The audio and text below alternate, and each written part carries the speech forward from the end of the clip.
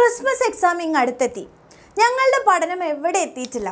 Full mark വാങ്ങിക്കാൻ ഇനിയെങ്കിലും പറ്റൂ എന്ന് എൻ്റെ കുട്ടികൾ ലൈവിൽ വരുന്ന സമയത്ത് എപ്പോഴും നമ്മുടെ കമൻറ്റ് ബോക്സിൽ ചോദിക്കാറുള്ളൊരു ചോദ്യമാണല്ലേ. അപ്പോൾ അതിനുള്ള ഒരു ഉത്തരവും നിങ്ങൾ ചോദിച്ച ആ ഒരു സ്റ്റഡി ടൈം ടേബിളുമായിട്ടാണ് മിസ് എത്തിയിട്ടുള്ളത്. അപ്പോൾ നിങ്ങൾക്കറിയാം, ഈ ഒരു ക്രിസ്മസ് എക്സാം എന്ന് പറയുന്നത് നമുക്ക് വളരെ ഇമ്പോർട്ടൻ്റ് ആണല്ലേ.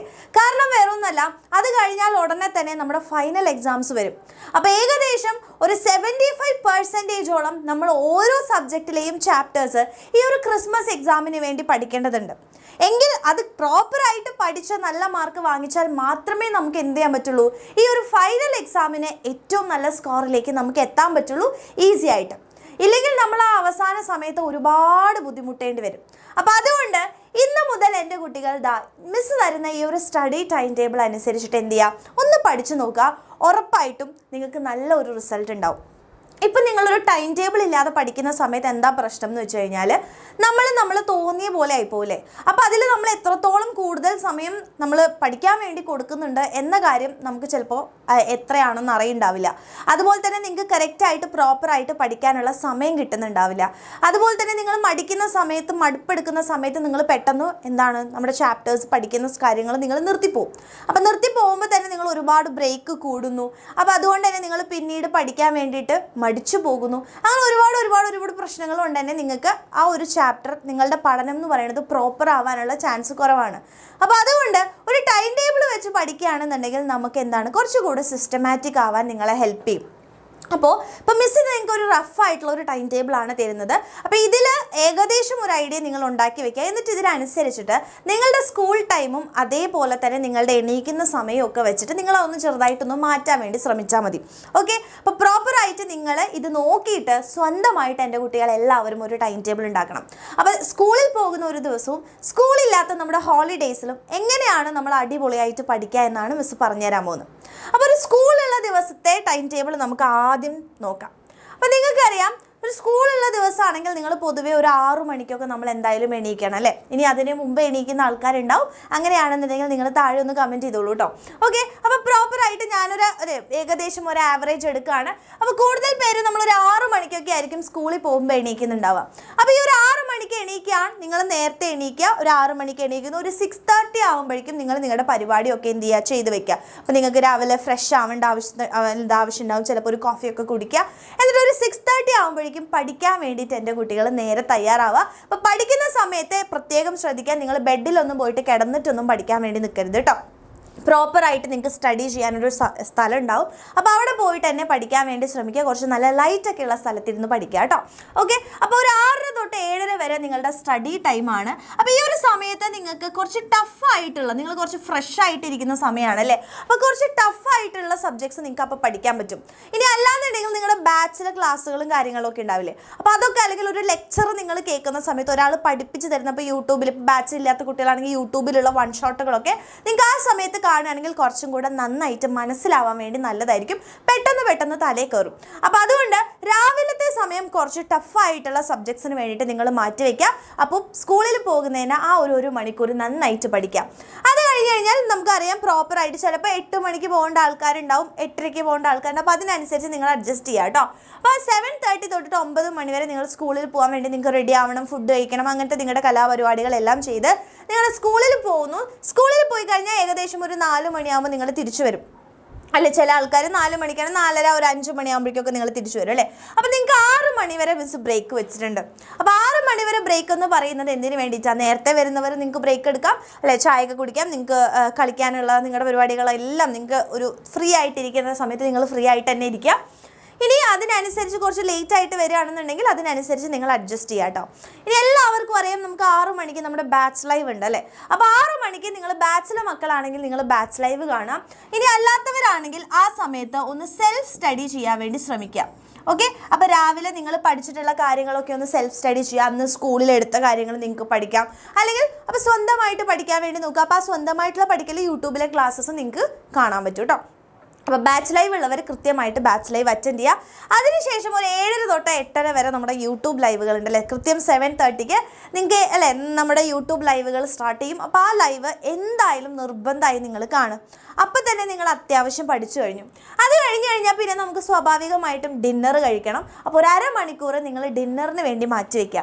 ഓക്കെ, അപ്പോൾ ഒരു 8:30 തൊട്ട് 9 PM വരെ നിങ്ങൾ എന്ത് ചെയ്യുക, ഫുഡ് കഴിക്കുക. ഇനിയിപ്പോൾ ഒരു നിങ്ങളുടെ യൂട്യൂബ് ലൈവ് കുറച്ച് ലേറ്റ് ആയിട്ട് പോവുകയാണെങ്കിൽ അതിനനുസരിച്ച് ടൈം മാനേജ് ചെയ്യുക കേട്ടോ. ഇനി ഒരു 9 PM തൊട്ടിട്ട് 10 PM വരെ നിങ്ങൾ എന്ത് ചെയ്യണം, സ്വന്തമായിട്ട് പഠിക്കണം.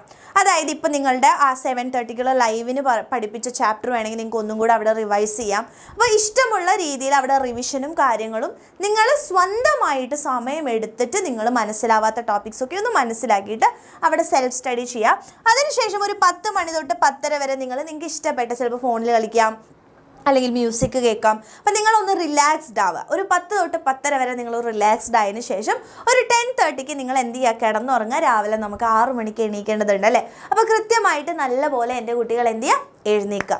ഓക്കെ, ഇതാണ് ഒരു വലിയ ബുദ്ധിമുട്ടൊന്നുമില്ലാതെ നമുക്ക് ഫോളോ ചെയ്യാൻ പറ്റുന്ന ഒരു അല്ലേ സിമ്പിളായിട്ടുള്ള അല്ല അത്ര വലിയ ഹാർഡായിട്ടുള്ള ഒരു ടൈം ടേബിളൊന്നും അല്ല. അപ്പോൾ ഇതേപോലെ തന്നെ സ്കൂളിന് ഇപ്പോൾ നമ്മുടെ എക്സാമിൻ്റെ സമയമൊക്കെ ആകുമ്പോഴേക്കും നിങ്ങൾ കുറച്ചും കൂടെ കൂടുതൽ സമയം അപ്പോൾ എന്ത് ചെയ്യുക, നമ്മുടെ പഠിക്കാൻ വേണ്ടിയിട്ട് കൂട്ടാം. ഇനി നിങ്ങൾക്ക് സ്കൂളില്ലാത്ത ഒരു ദിവസമാണെന്ന് വിചാരിക്കാം. സ്കൂളില്ലാത്തൊരു ദിവസം നമ്മൾ എങ്ങനെ പഠിക്കും? സ്വാഭാവികമായിട്ട് നിങ്ങൾക്ക് 6 മണിക്ക് ചിലപ്പോൾ എണീക്കാൻ തോന്നില്ല അല്ലേ. അപ്പോൾ അതുകൊണ്ട് തന്നെ മിസ് 8 മണിക്ക് എൻ്റെ കുട്ടികൾ എണീറ്റാൽ മതി. അപ്പോൾ 8 മണിക്കാണ് നിങ്ങൾ എണീക്കുന്നത് എന്നുണ്ടെങ്കിൽ പോലും ഒരു 8 മണി തൊട്ടിട്ട് 9:30 വരെ നിങ്ങൾക്ക് നിങ്ങളുടെ പരിപാടികൾ എടുക്കാം അല്ലെ. എണീക്കുന്നു, ബ്രേക്ക്ഫാസ്റ്റ് കഴിക്കുന്നു, കുളിക്കുന്നു, എന്താ വെച്ചാൽ നിങ്ങൾക്ക് ഇഷ്ടമുള്ള പരിപാടി 9:30 ആകുമ്പോഴേക്കും എൻ്റെ കുട്ടികൾ തീർക്കാം. അതിനുശേഷം ഒരു 9:30 തൊട്ട് 12:30 വരെ നിങ്ങൾ പഠിച്ചേ പറ്റുള്ളൂ. അപ്പോൾ ഒറ്റയടിക്കിരുന്ന് പഠിക്കണം എന്നാണോ പറയുന്നത്? ഒരിക്കലും അല്ല. അപ്പോൾ ഈ ഒരു സ്റ്റഡി ടൈമിൽ നിങ്ങൾ നേരത്തെ പറഞ്ഞ പോലെ തന്നെ ടഫായിട്ടുള്ള സബ്ജക്ട്സ് പഠിക്കാൻ വേണ്ടിയിട്ട് ശ്രമിക്കുക. അതേപോലെ തന്നെ നിങ്ങളൊരു 5 മിനിറ്റ്സ് ബ്രേക്ക് കൂടെ ഇതിൻ്റെ ഇടയിൽ എടുക്കണം കേട്ടോ. ഓക്കെ, അപ്പോൾ ഒരു അരമണിക്കൂർ പഠിക്കുന്നു, 5 മിനിറ്റ്സ് ബ്രേക്ക് എടുക്കുന്നു, അരമണിക്കൂർ പഠിക്കുന്നു, 5 മിനിറ്റ്സ് ബ്രേക്ക് എടുക്കുന്നു. ആ ഒരു രീതിയിൽ തന്നെ പോവുക. അല്ലാതെ ഒറ്റയടിക്ക് ഇരുന്ന് പഠിക്കുമ്പോൾ നല്ല മടുപ്പ് തോന്നും. സോ ഇടയ്ക്ക് നിങ്ങൾ ബ്രേക്ക് എടുക്കണം. പ്രത്യേകം ശ്രദ്ധിക്കുക, ബ്രേക്ക് കൂടാതെ പോകണം കേട്ടോ. ഓക്കെ, കറക്റ്റായിട്ട് തന്നെ ബ്രേക്ക് എടുക്കാം. അതിനുശേഷം 12:30 തൊട്ടിട്ട് 2:30 വരെ നിങ്ങൾക്ക് ബ്രേക്ക് ആണ്. ഓക്കെ, നിങ്ങൾക്ക് ഫുഡ് കഴിക്കാം. ഫുഡ് കഴിച്ചതിന് ശേഷം നിങ്ങൾക്ക് ഒന്ന് ചെറുതായിട്ട് ഒരു എനർജി നാപ്പ് എടുക്കാം. ഒന്ന് കിടന്നൊക്കെ ഉറങ്ങിയിട്ട് അടിപൊളിയായിട്ട് വീണ്ടും ഒരു 2:30 ആകുമ്പോൾ തിരിച്ചു വരിക. അപ്പോൾ 2:30 തൊട്ടിട്ട് ഒരു 4:30 വരെ നിങ്ങൾ പഠിക്കണം. അപ്പോൾ നമുക്കറിയാം ഉച്ചയ്ക്ക് ശേഷമായതുകൊണ്ടെങ്കിൽ നമുക്ക് കുറച്ച് ഉറക്കം വരലൊക്കെ ഉണ്ടാവും അല്ലേ. അപ്പോൾ പ്രത്യേകിച്ച് ഇപ്പോൾ ഉറങ്ങി ഒന്ന് എണീറ്റതൊക്കെ ആയതുകൊണ്ട് ചിലപ്പോൾ നിങ്ങൾക്ക് ഒന്നും കൂടെ പോയി കിടക്കാനൊക്കെ തോന്നും. സോ ആ സമയത്ത് നിങ്ങൾ എന്ത് ചെയ്യുക, വളരെ ഈസി ആയിട്ട് തോന്നുന്ന സബ്ജക്ട്സ് പഠിക്കുക. അതായത് നിങ്ങൾക്ക് വളരെ ഇൻട്രസ്റ്റിംഗ് ആയതോ അല്ലെങ്കിൽ മാത്സ് ഒക്കെ പഠിക്കാം. നിങ്ങൾ നല്ല പ്രോബ്ലംസ് ഒക്കെ ചെയ്യുമ്പോൾ നിങ്ങളുടെ ബ്രെയിൻ നല്ല ആക്റ്റീവായിട്ടിരിക്കും. അപ്പോൾ ആ സമയത്ത് ഉറക്കം വരില്ല കേട്ടോ. അപ്പോൾ അതുകൊണ്ട് നിങ്ങൾ 2:30 തൊട്ട് 4:30 വരെ സ്റ്റഡി ചെയ്യുക. അതിനുശേഷം 4:30 തൊട്ട് 6 മണി വരെ ബ്രേക്ക് ടൈമാണ്. അപ്പോൾ നിങ്ങൾ ചായ കുടിക്കാം, നിങ്ങൾക്ക് ഇഷ്ടമുള്ള പരിപാടികൾ ചെയ്യാം, ഫ്രണ്ട്സിനോട് സംസാരിക്കാം, വീട്ടുകാരോട് സംസാരിക്കാം, നിങ്ങൾക്ക് പുറത്ത് അല്ലേ ഔട്ട്ഡോർ കളിക്കാൻ വേണ്ടി പോകാം, എന്ത് വേണേലും ചെയ്യാം, ഒരു പ്രശ്നമില്ല. 6 PM വരെ നിങ്ങളത് ചെയ്യുക. അതിനുശേഷം ഒരു 6:30 തൊട്ടിട്ട് 8:30 വരെ നിങ്ങൾ എന്ത് ചെയ്യണം, ഒന്ന് നന്നായിട്ട് റിവിഷനൊക്കെ ഒന്ന് ചെയ്യാം. അപ്പോൾ ആ വീക്ക് നിങ്ങൾ എന്തൊക്കെയാണ് പഠിച്ചിട്ടുള്ളത്, എന്തെങ്കിലും പെൻഡിങ് ഒക്കെ വന്നിട്ടുണ്ടെങ്കിൽ അവിടെ നിങ്ങൾക്ക് പഠിക്കാം. അതേപോലെ തന്നെ റിവിഷൻ നമുക്കറിയാം, ഏതൊരു കാര്യത്തിനും നമ്മൾ പഠിച്ചു കഴിഞ്ഞാൽ റിവിഷൻ ചെയ്യാന്ന് പറയുന്നത് വളരെ ഇമ്പോർട്ടൻ്റ് ആണ് അല്ലേ. അപ്പോൾ ആ ഒരു സമയം എൻ്റെ കുട്ടികൾ റിവിഷന് വേണ്ടിയിട്ട് മാറ്റി വെക്കുക കേട്ടോ. അത് കഴിഞ്ഞാൽ 8:30 തൊട്ട് 9 PM നിങ്ങൾ കറക്റ്റായിട്ട് ഡിന്നറൊക്കെ കഴിക്കുക. 9 മണി തൊട്ട് 10:30 വരെ വീണ്ടും നിങ്ങൾ പഠിക്കണം. ഓക്കെ, അതും സ്റ്റഡി ടൈമാണ്. അപ്പോൾ ആ സ്റ്റഡി ടൈമിലും ഇതേപോലെ നിങ്ങൾ നിങ്ങളുടെ സ്കൂളിലേക്ക് ചിലപ്പോൾ ഹോംവർക്ക്സ് ഉണ്ടായിരിക്കും അല്ലേ. ആ കാര്യങ്ങളൊക്കെ നിങ്ങൾക്ക് ആ ഒരു സമയത്ത് ചെയ്യാൻ വേണ്ടി പറ്റും. കാരണം പിറ്റേ ദിവസം നിങ്ങൾക്ക് സ്കൂളിൽ പോകേണ്ടി വരും അല്ലേ. ആൻഡ് ഒരു 10:30 തൊട്ട് 11 PM വരെ നാളേക്ക് നിങ്ങൾ പ്ലാൻ ചെയ്യുക. നാളെ ഞാൻ എന്തൊക്കെയാണ് ചെയ്യാൻ വേണ്ടി പോകുന്നത്, നാളത്തെ ടൈം ടേബിളിൽ സ്റ്റഡി ടൈമിൽ എന്തൊക്കെയാണ് ഞാൻ ചെയ്യേണ്ടത്, ആ കാര്യങ്ങളൊക്കെ നിങ്ങൾ ഒരു ദിവസം കിടക്കുന്നതിന് മുമ്പ് ഒന്ന് പ്ലാൻ ചെയ്തിട്ട് കിടന്നുറങ്ങുക. ഇല്ലെങ്കിൽ പിറ്റേ ദിവസം നമ്മൾ ആ ടൈം വെറുതെ പോകും അല്ലേ. അപ്പോൾ അതുകൊണ്ട് നെക്സ്റ്റ് ഡേയിലേക്ക് വേണ്ടി നേരത്തെ പ്ലാൻ ചെയ്തിട്ട് എൻ്റെ കുട്ടികൾ കിടന്നുറങ്ങാം വേണ്ടി ശ്രമിക്കാം. ഓക്കെ, അപ്പോൾ വളരെ സിമ്പിളായിട്ട് എല്ലാവർക്കും ഫോളോ ചെയ്യാൻ പറ്റുന്ന ഒരു ടൈം ടേബിളാണ് മിസ്സ് പറഞ്ഞിട്ടുള്ളത്.